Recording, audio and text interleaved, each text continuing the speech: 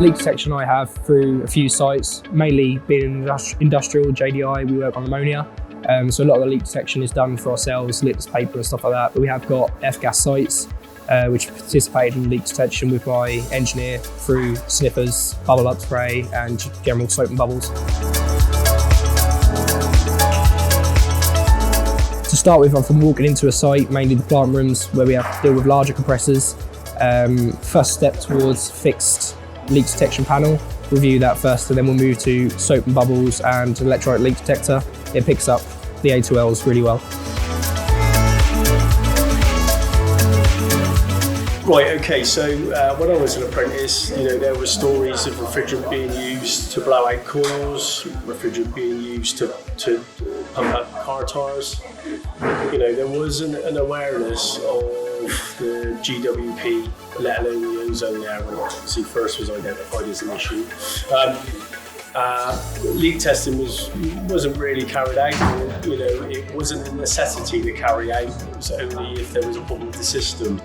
But obviously now there's a lot more options for leak testing, as we probably discussed with the students, the apprentices, everything from leak testing with a bubbler to UV leak detectors, ultrasonic, or even using the trace gas, but again with a leak detector. So there's a lot more options, and with F-gas now, the qualification 2079, the emphasis is on leak detection and the direct impacted environment, which also could be the indirect impacted environment. So hence it's part of the whole procedure for F-gas when the system's being commissioned that these should take place. And the good thing is now the engineers, the senior engineers out there are practicing this, so the apprentices don't know any different, which is a good thing.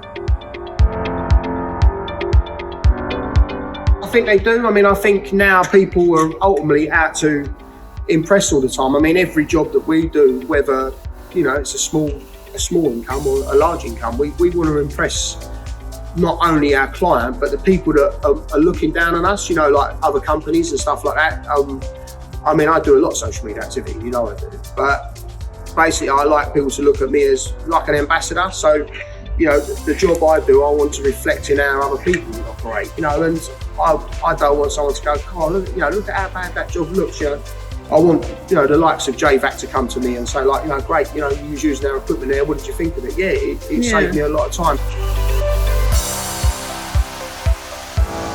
I think you've got to have self-pride, and I think also as well, it's how you portray your image. We've always been very, predominantly sign-written vehicles, smart company uniform, right footwear, the right look, so when an engineer walks into a building and stuff like that, you're getting an engineer, and also as well, having the right tooling, like we said about, if you've got the right tools to do that job, you can, as a person, you can confidently do that work, and then, give your customer the answer they're looking for. When they ask you, how's it going, have you got it running? And you say, I've got it going, short of gas, we found a leak. What we did was, we used our new fancy leak detector, and it pointed us in the right direction,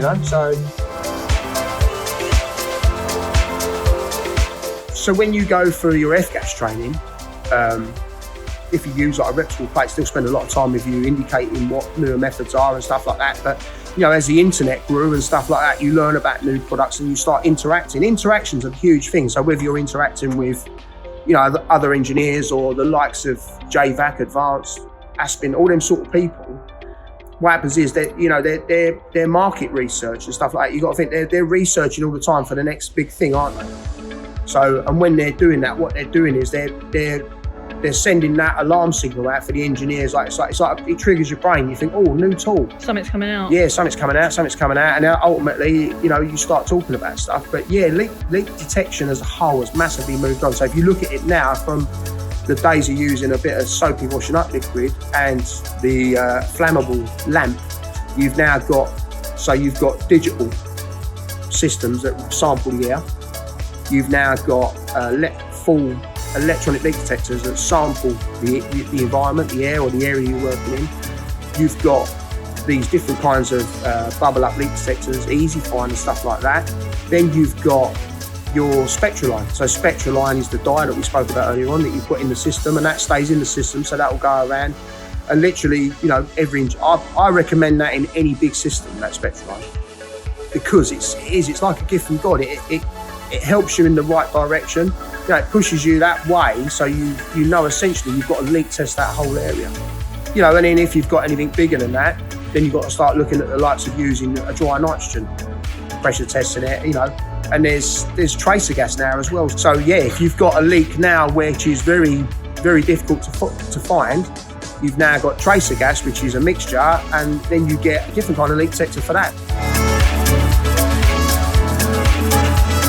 It is because what's happening now is that, you know, sometimes if you get a really small leak, the problem is with small leaks, they can be very labour intensive.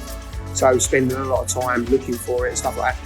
You've got to think this stuff, these new implications, what you're putting in. So these electronic leak detectors, how advanced they are now on the older stuff. You know, this tracer gas, it's all to save downtime.